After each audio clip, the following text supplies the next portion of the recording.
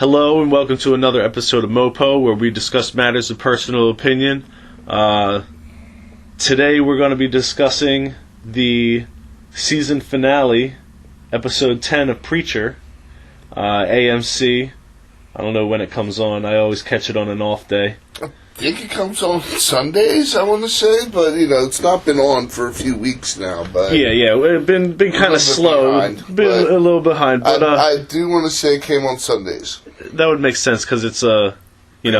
I'll go to church and then I'll follow that up with a nice episode of Preacher at night. It's something church related we can watch on Sunday. God says it's okay. This episode had me because I wasn't expecting a lot of what happened. Now, hold on. A tiny bit of foreshadowing, but we won't get. You think that was Peter? Or is that like Paul?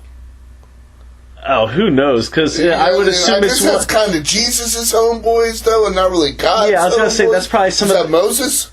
I would say that was probably some of the friends of the two angels. You know how in the books you see like 4 or 5 of them, but they only send 2 of them down? They're like the Seraphim, they're like the other kind or whatever. I think they're just... I don't know, in my head I like to think he's like a famous one, or like, they know you go, but we'll get it. I don't know, who played God in Bill and Ted?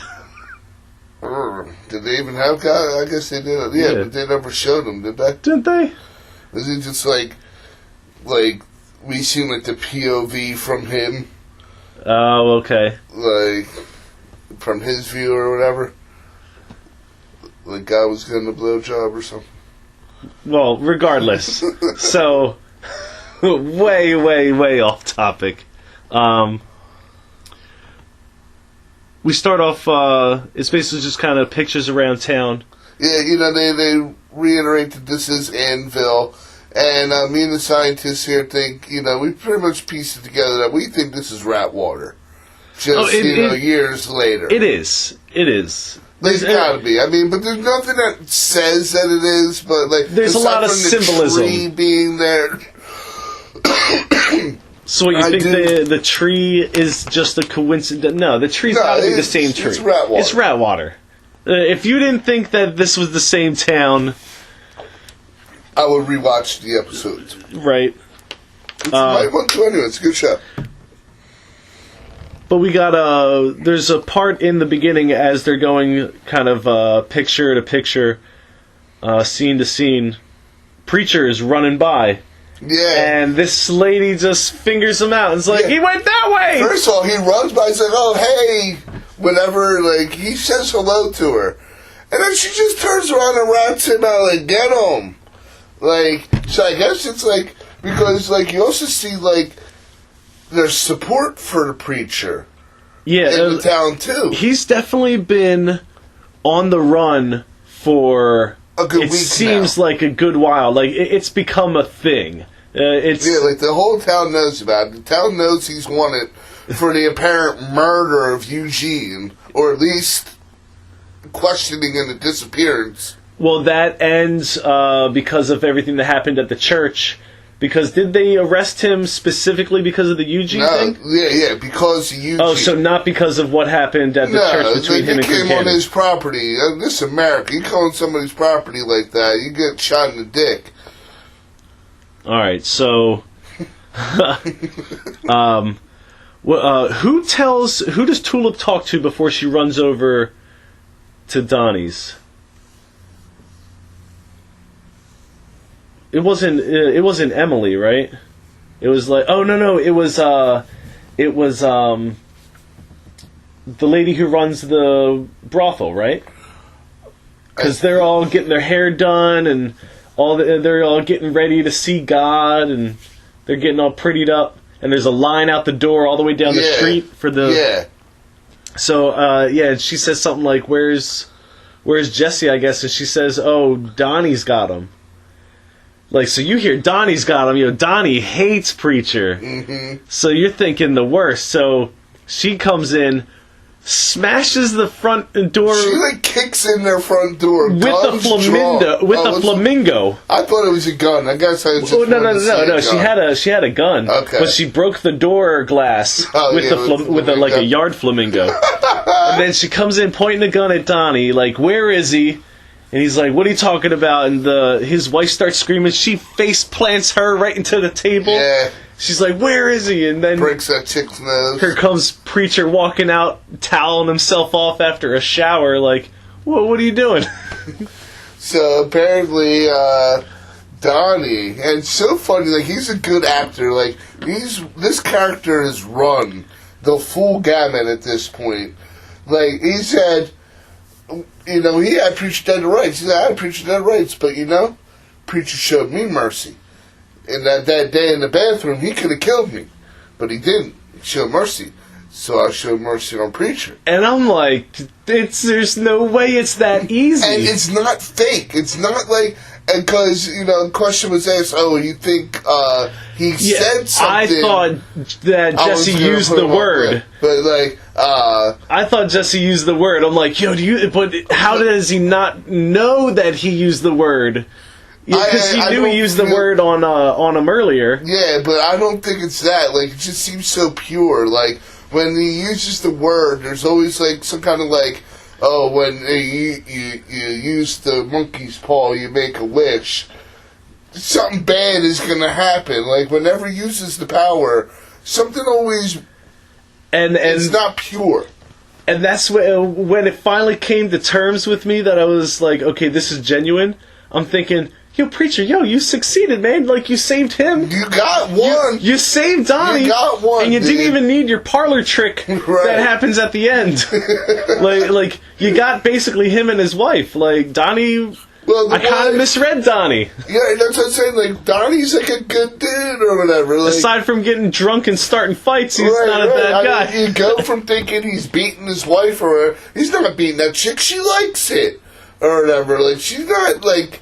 He's not hurting her or whatever. Like, so, yeah, to me, Donnie's okay. Yeah, dude. Donnie, I like Donnie. Yeah, I don't have any problems with Donnie at the moment. He seems like... And as far as his wife, I don't think she's, like, saved or, like... I just think she's happy that Donnie's happy and, like, he's going to give it to her good. Yeah, yeah. She's just like, that's all she cared about. As long as I get my ass beat. As long as my man is happy. So, we go to...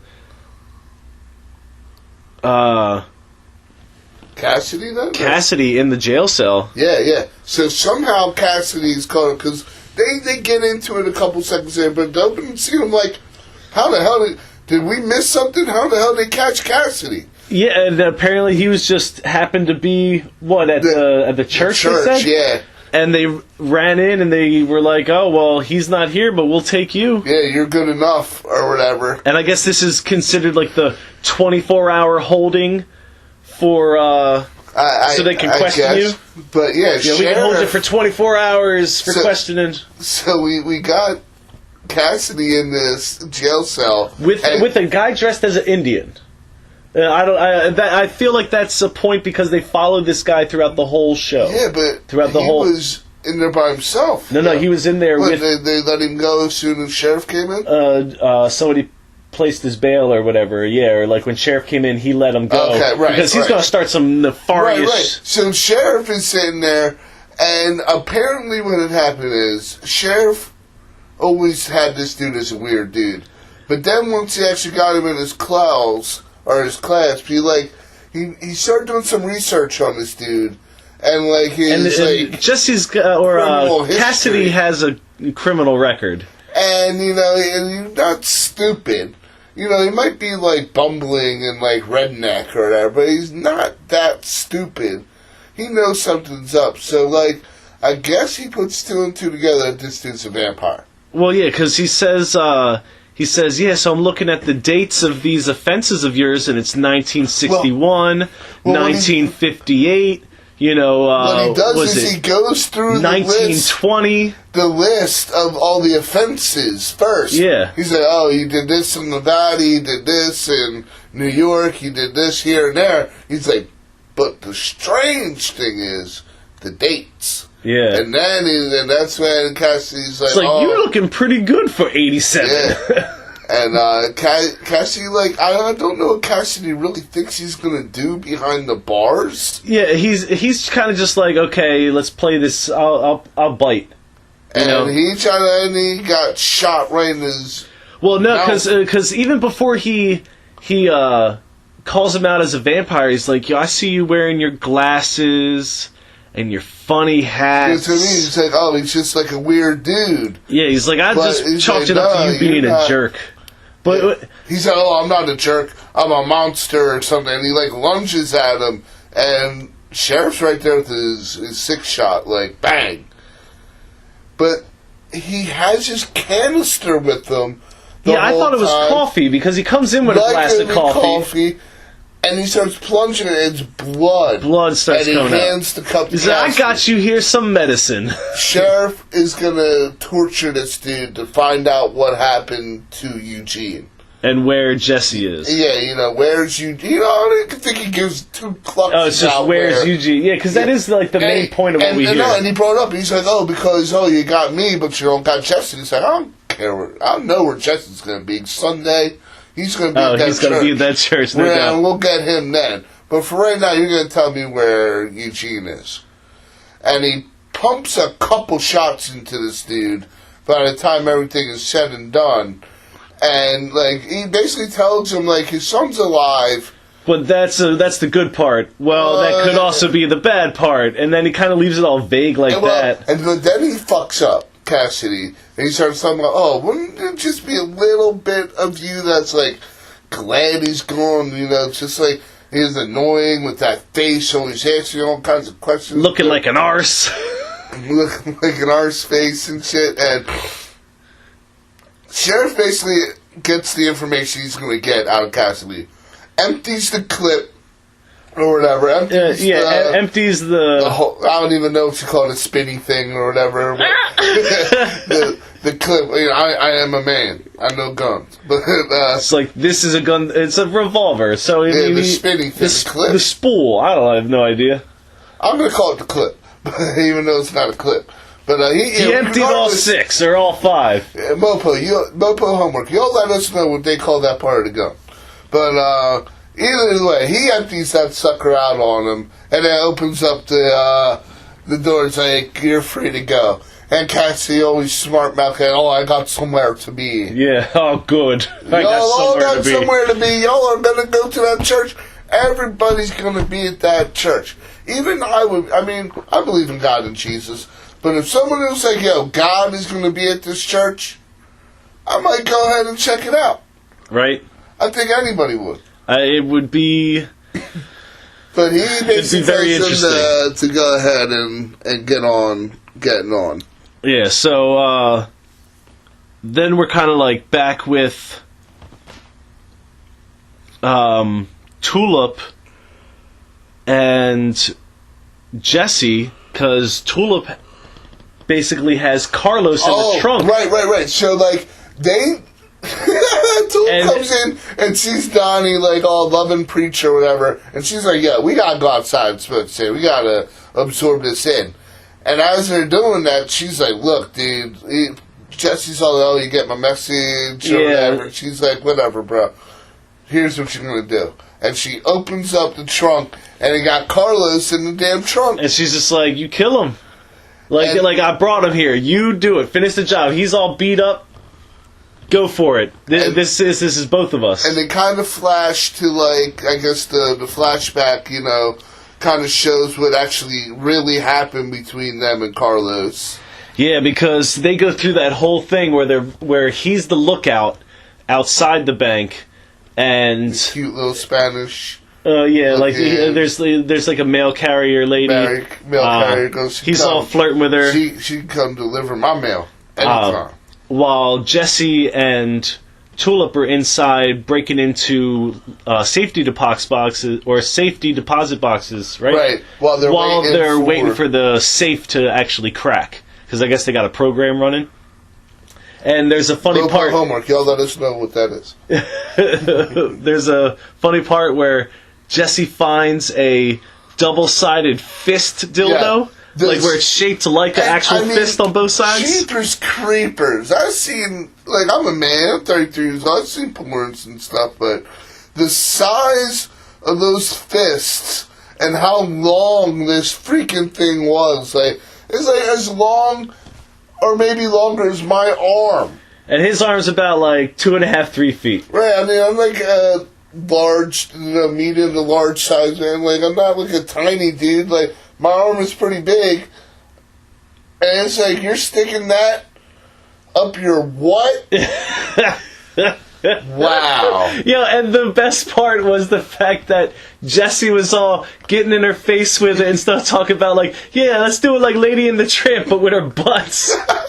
And, that had me dying. It was like, that's super funny. Oh, that's some gross shit. So basically, what it all hems down to is they have this relationship. This very, very nice relationship. Like, they're ultra happy. Yeah, and Dude Man is like jealous of them, like this being the third wheel, and he fucks them over. Which is like, okay, you're the third wheel, but it's like, did y'all start off as a crew and them two happened to fall in love and that's why you're jealous because you thought you was going to get it? Because they've been together since they were little kids and that's shit. What I mean. So if you're jealous, you signed on to the crew, take your cut and bounce. You're out there hitting on the mail lady and shit, like, do your own thing. That's what I'm talking about. But not only does he fuck them, but he like cuts free the goddamn security guard, which Jessie winds up killing anyway. So yeah, but which that's on Carlos. That's on Carlos. Set him free, and he skates on him.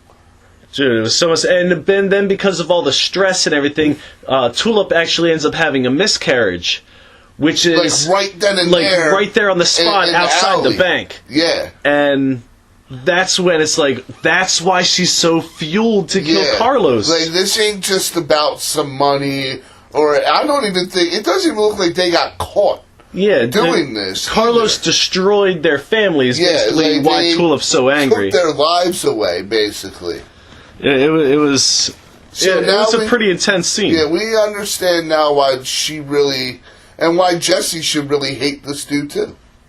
So they kind of flash back to them present at the trunk, or no, they're inside and like Jessie's debating it and stuff, and she's like, he goes, me killing him isn't going to bring the baby back, and she's like, I know, but somebody's got to pay, and then that's kind of like Epiphany. He's just like, you know what? All right, let's do this. So he gets up, he starts getting a trash bag. He does it right. He gets he gets his gun. He gets like oven mitt and a muffling device. Yeah, you put the head in the bag. Yeah, so he's nice and neat. Opens it up, puts the head in the bag, like gets ready, like down his waist a little bit, and he's ready to. And then she goes, "Oh no, wait! Don't do it!" Comes out, Jessie. Don't do it! Don't do it!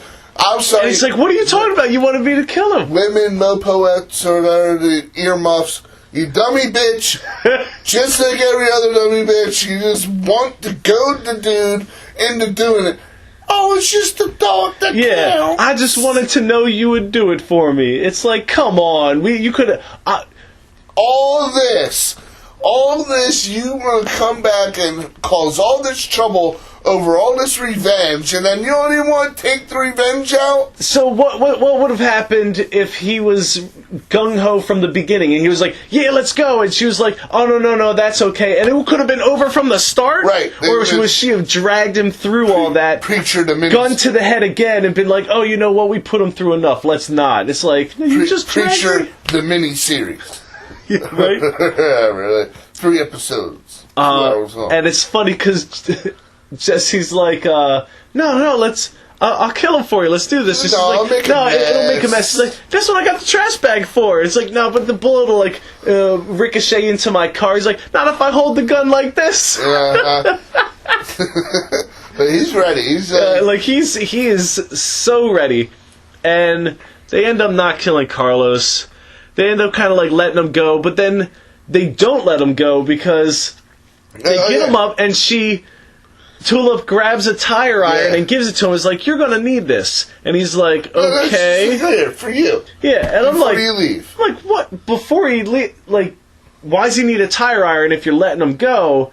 And then Jessie comes over and gives him a gun. Well, because she's like, fair, right? He's like, no, you got to give this boy a chance.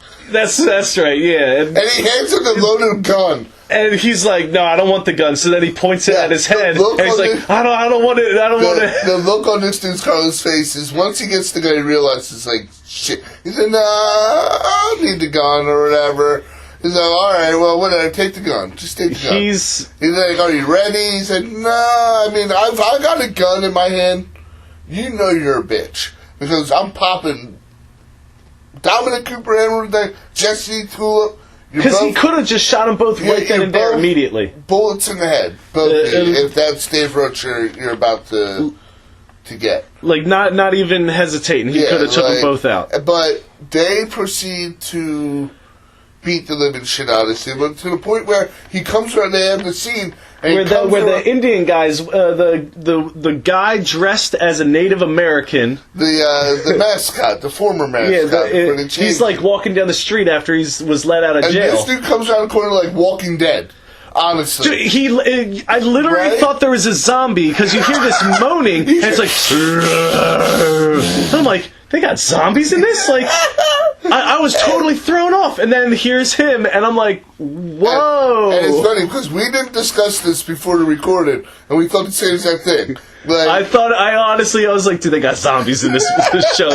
They beat the living shit out of this dude. Like, he was fucked up. He was wishing he was dead. Deservedly so, and probably let off easy. What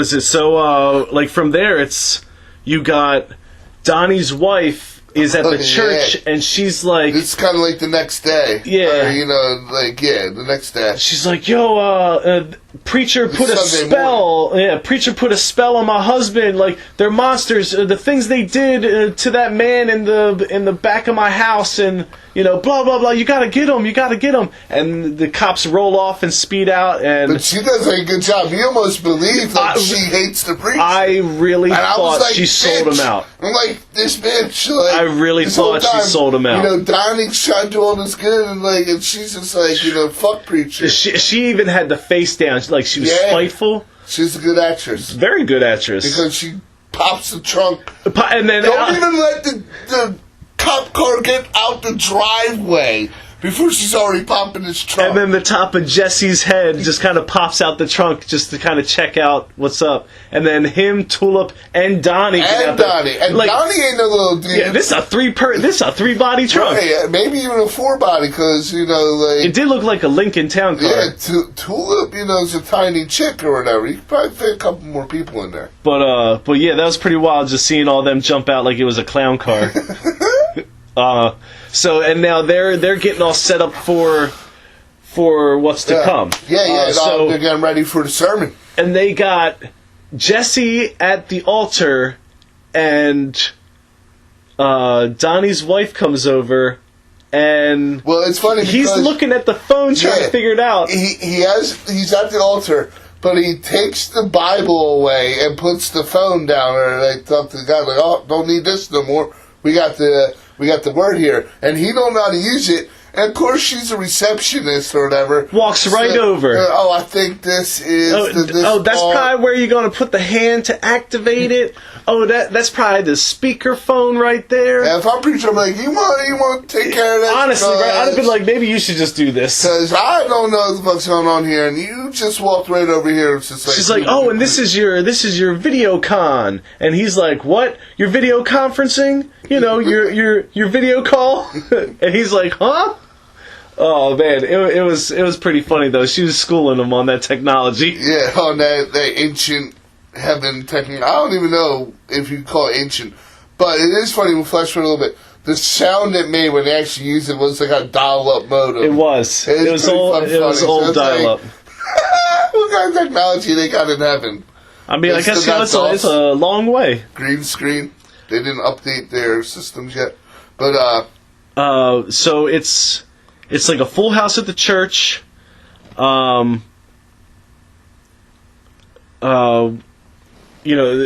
Packed. Like the balcony, everything. Like people standing on the walls. This whole entire place is anybody who's alive. Yeah, and anybody who's alive. Wait, what?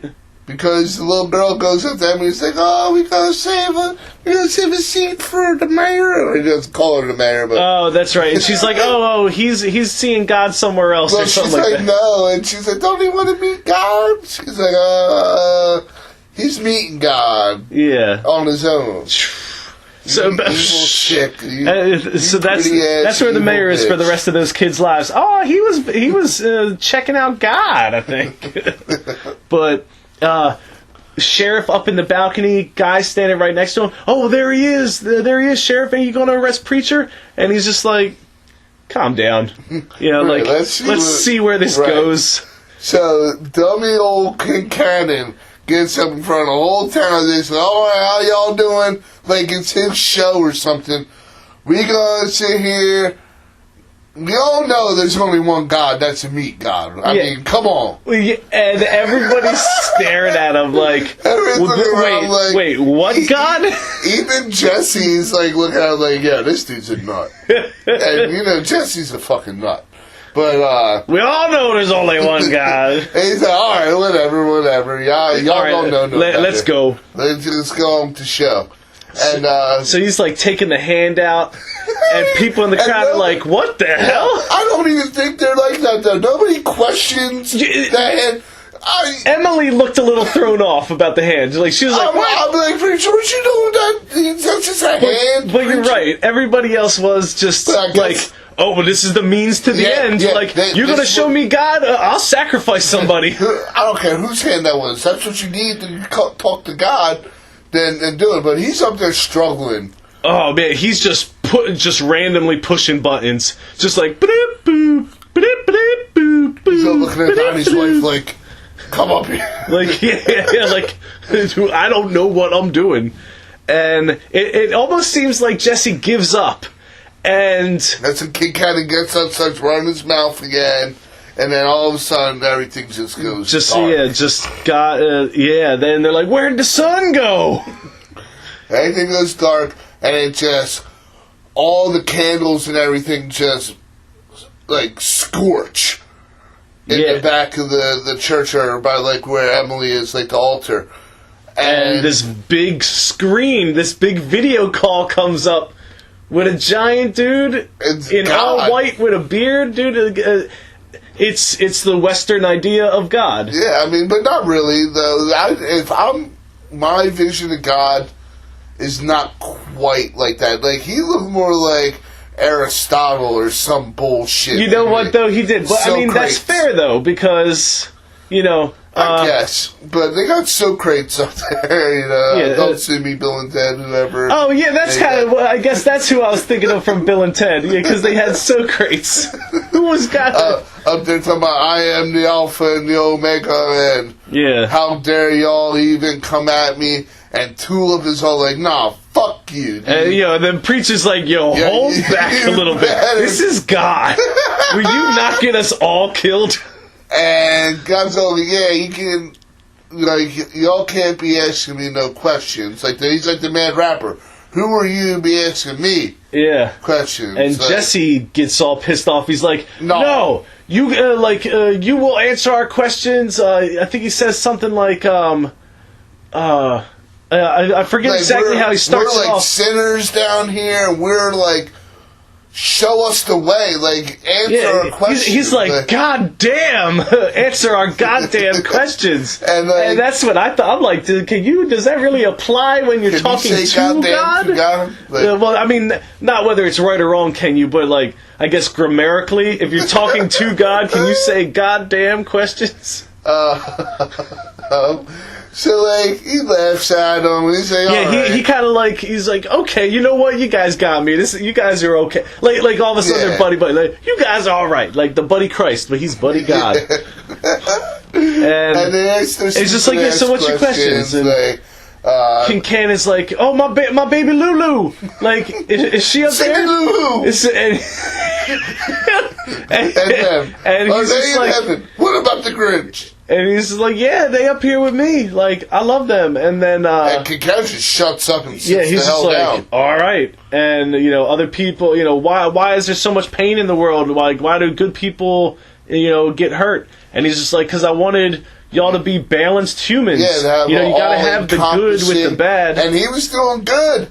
But then Jessie said, "What about Eugene? Like, is Eugene he's like, because they were saying he's like, I failed you. Like, why'd you give me this power if I failed you?"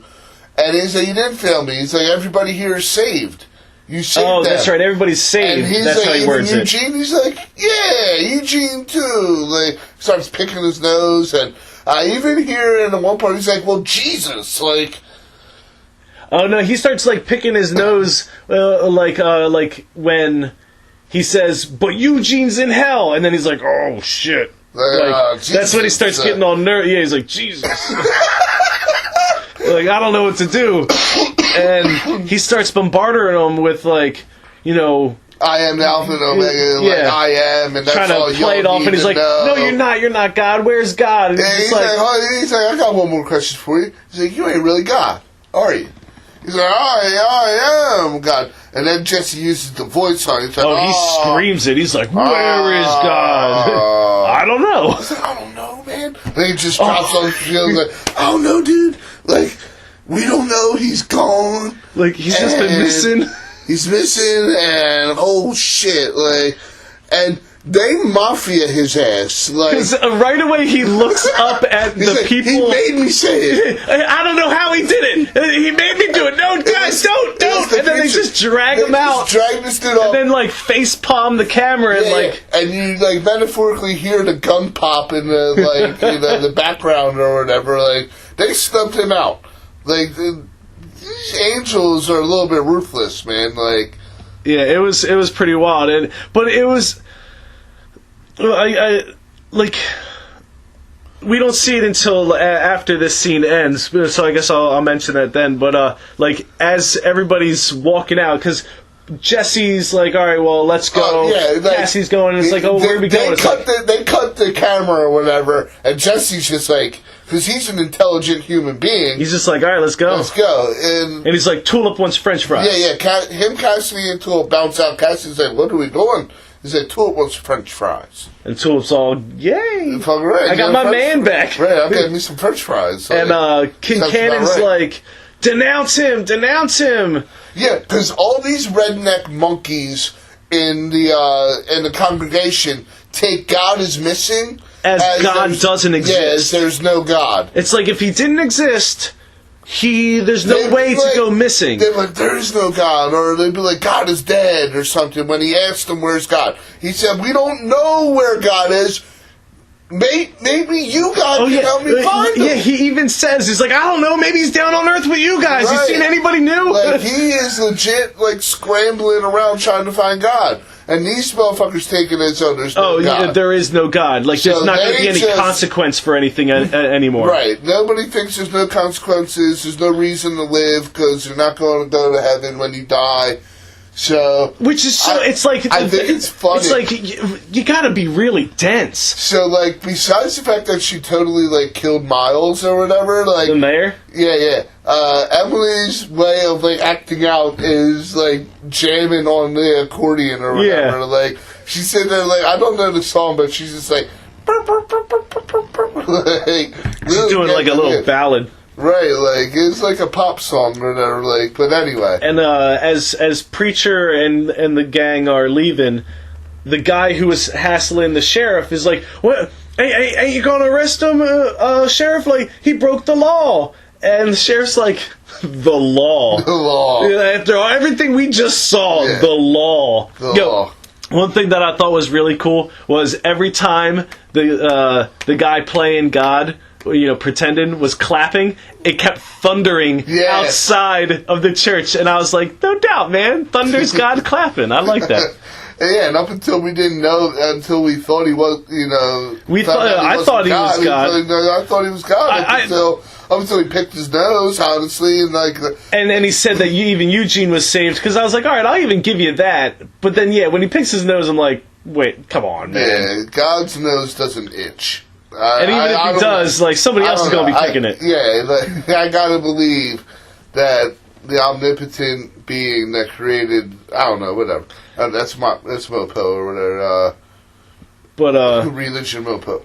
But yeah, so now we're like panning through the town, and like Donnie's all depressed now, and you got his wife all depressed because she's dressed up, not getting Dorothy, not getting her. You got like a group of school kids, like these little girls are all running off a bus with a bloody pike, and they're all like hee hee hee hee hee hee hee, like they just did a naughty little thing, and they killed that bus driver. Not saying he didn't deserve it. Yeah, I'm not mad at those little girls. Like, they find it like, you know what, I'm tired of him pinching my butt when I go by, or like, whatever. Yeah, because they never really got into if he ever did anything, but I'm sure he made weird comments or like staring at him really weird. That's what you get.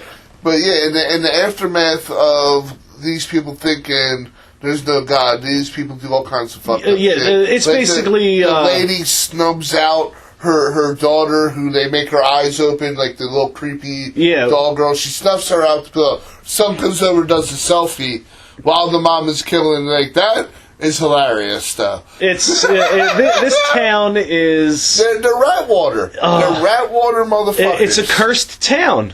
It's a cursed town. Just like we said about them people in rat water who are just happy to, watch all these people come in and get murdered and raped and sold, and same with these motherfuckers. They're just happy, well, not happy because a lot of these motherfuckers kill themselves and shit too, and like, they're not happy.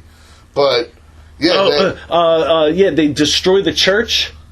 What is it? It's like, I think this is still while Donnie. It's like right after everybody clears out, and they like unfocus from Emily playing the piano to like everybody destroying the church, like taking the cross and smashes it. But it's funny because when he does it, he goes meat, and that was just so funny. And then one of the parts that like just ingrained in my brain from like, because I watched these all when they first came out, was Kincannon's crazy ass holding his dead, like his daughter, a representation of his daughter, like meat packed into his dead daughter's clothes, and he's sitting there holding her, rocking her, and I'm saying her, but it's meat inside his daughter's clothes. It's this sick fuck, like, oh my god, he's so warped and crazy. It's just like, you are sick. Like, and if you read the comics, you know this dude. It goes beyond that. It goes much farther than that. So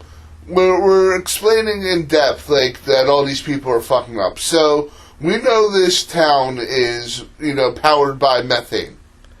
So, dude, man, who's supposed to be running the methane, decides he's going to get himself a hooker. And in the process of because God doesn't exist, so there's no right and wrong anymore. I can cheat on my wife because... Who cares? And this dude has a heart attack while having sex with her, and the methane stuff starts going crazy. Like that control panel we talked about in the other episode. This hooker is down there, like, hitting all kinds of buttons, probably making shit worse. While she's ball gagged still. She's just like... And essentially... Nice butt. Yeah, she was looking good. Even with that. Shit. Ball gag or no ball gag, she was looking good. But, the town blows the fuck up, basically. Well, what happens first is, and that's why I said it was important to mention the mascot guy, the guy dressed up as the Native American, because him, when everybody's doing all this debaucherous stuff because God doesn't exist anymore, he goes to the tree where, all these people have been hanged over the centuries, and basically hangs himself and, smokes his cigarette and then flicks it out. So while the escort, I guess, in a nice way, is messing all this stuff up, she ends up doing something to where it ends up releasing the gas through those vents we've been seeing throughout the season, but all at once, all throughout the town, all at the same time. And the last one to pop open is the one right next to the tree where his cigarette is laying, and it sparks up a leaf, and then it sparks up the methane, and then it just, what is that when they call it? Backdrafts. Chain reaction, It just backdrafts right into the plant, and go-go-goom! Well, it's also funny to mention that both mascots hung themselves in that tree. Because when they go back to the tree to show the vent popping open, and the actual lighting of the methane. Yeah, the new mascot hanged himself right next to him. It's like, how depressing is it to be a mascot? Right. Jesus. So that leads me to believe Sheriff is dead, Kincannon is dead, which is crazy because Donnie's dead, Donnie's wife dead, Emily's dead. Yeah. So, like, in the comic, some of these characters continue on, and I don't see how these characters are going to continue on, including Kincannon, who's kind of a major force in the comic. Yeah, especially as you get towards the ends. Like, he's a momentum. So, maybe he survived. Maybe because I'm thinking because he's on his... Well, no, because his plant would have to be somewhat almost right over the collection bay. We've seen his building. Yeah. As part of the shit that got blown the fuck up. So I'm kind of at a complete loss. I'm like, wow. They're done. I gotta assume they're done. And then you even mentioned the fact that the guy who played Kincannon is actually listed as a special guest or something like that. Yeah, he's only ever listed as a special appearance by Jackie Earle Haley on the TV show. So maybe he was only ever intended to be in this one season. But it's kind of a waste, man.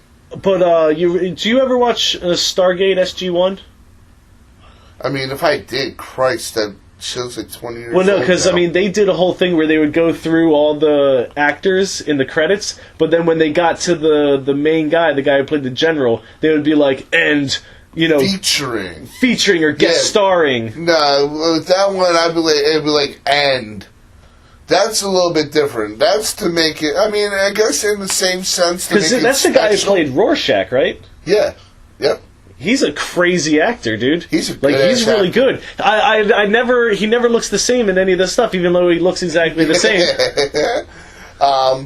So basically, Cassidy, Jessie, and Tulip, they're in a diner now. Go, out of town to get French fries. Apparently, we're basically at the diner where the comic actually starts, page 1, after Genesis flies through the cosmos, essentially. And so I thought they did a really good... Right. Seth Rogen, good job, man, because I think you brought that together really well. They brought it all It went perfectly. Yeah, to start it off. So it was... It's like a perfect prequel. But what I thought was hilarious was... So, like, that Angel Seraphim chick is, like, walking around... Oh, well, before we do that, when they're at the diner... they do kind of like a stupid little thing where Cassidy's like, oh, and that's how it's going to end? Really? And you think he's talking about the town, but they have no clue that the town exploded. Yeah. And they're actually talking about a movie or something. Well, and getting on Cassidy's case about the Big Lebowski. Yeah, the whole series, since, like, episode 1 or so... Cassidy's been complaining that The Big Lebowski is a shit movie. And they even turn around and it's like, hey, who here in the diner? Hey, here, who likes The Big Lebowski? And everybody's like, yeah, that's like, long live the dude. Yeah. And Cassie's just like, idiots. Yeah. And then they leave, and as they leave, Jesse's like hallucinating Eugene again as he's at the cashier. He's like, oh, we didn't forget about you. We'll get you. So we're going to see... I got a feeling we're going to see Eugene. Yeah, we got and one way or another, like, how do you get that motherfucker out of hell, though? Like, I mean, the angel came back. The angel comes back... I forget where in the episode, but he's back at the same bus stop where the shuttle picked him up before, and he's all kind of like charred up, but it's only him. So just like, at Dave Rhodes 83 spoiled last episode. Yeah, like I don't know, because I say it's because he was in hell, because in the comic... he died in hell, but... In the comic, when he actually dies in hell the same way. He goes to get Santa Killer's blasts him right in the face. So we don't think... And in the comic he says, oh, if I would have died anywhere else, I'd be fine, I would come back, but because I died in hell, I'm screwed. But it also may be, Santa Killer kills you, you stay dead. Yeah. And the reason why we say that is because, like you were about to say, the Seraphim walking around like the ruins of this town, like, what the fuck? Black smoke blowing through the town, and you just all of a sudden hear a crack and a hole in her chest, and she drops. And it's the Santa Killers. And he comes over, steps on her hand, Michael Myers style. Like, what is really the necessariness of stepping on this dead person's hand like that? And just says, Preacher. But I gotta assume that Seraphim's dead, too. She ain't coming back. Yeah, it's not, if it was anywhere else. Yeah, it's because you got by the Saint of Killers. Yeah. And when he gets you, you stay down. So, and then that's right where it ends. Just him saying, Preacher. I got your great-granddaddy, and I'm coming for you next. So, I thought this was a great finale. Yeah. Because as they're leaving the diner, they even say, let's go find God. Yeah, and that's what basically the comic is essentially about. It's them trying to figure out where and why God is no longer in why heaven. did he leave? Where are you? And go back or, make things right, or we're going to beat you up, basically. Hey, we gonna beat you up, God! But, yeah, I was very happy with all this. They tied it together. I'm very confused just because of the characters that essentially died in this episode. I'm kind of lost. I'm not really sure where or how they're going to supplement some of that. Right. What are they going to do with this? But I'm sure they're going to figure out a way. I mean, Walking Dead has made do, and they're not doing it horribly. No, I think they're doing a pretty good job. They are kind of splicing a few characters up among multiple other characters that are still alive, which is kind of I'm kind of like, all right, but it is what it is. We don't know what's going to... I mean, season premiere is coming up soon. Well, I'm not talking about that. I'm talking about, other things that they've already established. So, I mean, we'll see what actually happens with them. And definitely stay tuned for that, because we're going to be doing, a season premiere for The Walking Dead. Absolutely. Coming up soon. We're also going to be getting started on Gotham, so if you're interested in that, Gotham, check that out. Season 3. It's about 2 episodes deep. We should be caught up on that pretty soon. In the hopes of, by maybe the 4th or 5th episode, we're next day with it. Or at least same week, depending on how it works out. We'd hope to be same week with those episodes, but yeah, I mean... Give you time to watch it, because I know we do a lot of spoilers. Yeah, and we just want to thank you for, joining us in this journey. It feels like, it's 10 episodes, but man, the season, it really takes a lot out of you. And, it leaves you really excited for the second season. We'll bring that to you too, but wow, what... You read these comics, in the late 90s, early 2000s, you're reading these comics, and they're they need to make this into a movie or a TV show. And it's they're never going to do this because the content is so wild. And you gotta give it up for things like Walking Dead and Game of Thrones, because without those... They really paved the way. This would never happen. No, this is way too risky. It's already been greenlit and then squashed out how many times before this? So that's why you really gotta give it to Seth Rogen and his buddy. They made it happen. I'm sorry, I don't know your name. Adam Goldberg. Adam Goldberg. Hey, he knows your name. There's also a third guy that I don't know his name, but there's a third executive producer that actually does a lot of work with them. It's a team effort. Oh, absolutely. And, they did a good job, and I'm very pleased. I'm very excited to see where they're going to go with this. And, say what you want about, the actors who they got to play. Tulip is a white girl in the comic, but Ruth Negga did a fantastic job. At first, I was really, up in the air about her, but she is a perfectly acceptable Tulip. And I think could bring is going to bring a lot to the character. She did, yeah. I agree entirely. I have no qualms with her being my only real thing is... And Cassidy's dead on. Yeah, he's perfect. I mean, they literally pulled him out of the comic, it feels like. Joseph Gilgun, I want to say his name is. Perfect.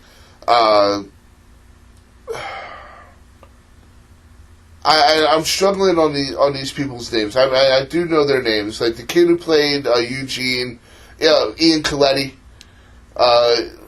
Phenomenal job as Eugene. How they translated that from the comic to the TV and made him half reasonable looking. Like, yeah, they definitely made him look better for the show. Yeah, like, because he's a lot fucking uglier. He's really like he doesn't even have a bottom jaw in the comic. Yeah. That's the whole thing. Like, it's just puckered skin. Like, there's no bottom jaw. Yeah, like, but my thing is, what are they going to do with Eugene? Like, them sending him to hell like that was like the twist of the season for me. Well, like, it was completely out of left field and completely unexpected, and I have no idea how they're going to make that right. Well, how they're going to make? All right. So can I? Yeah, I mean, it's about throw some opinion out. I think, and spoilers for the comic, not really for the show, because who the hell knows what they're going to do. But in the comic, Eugene becomes a villain against Preacher.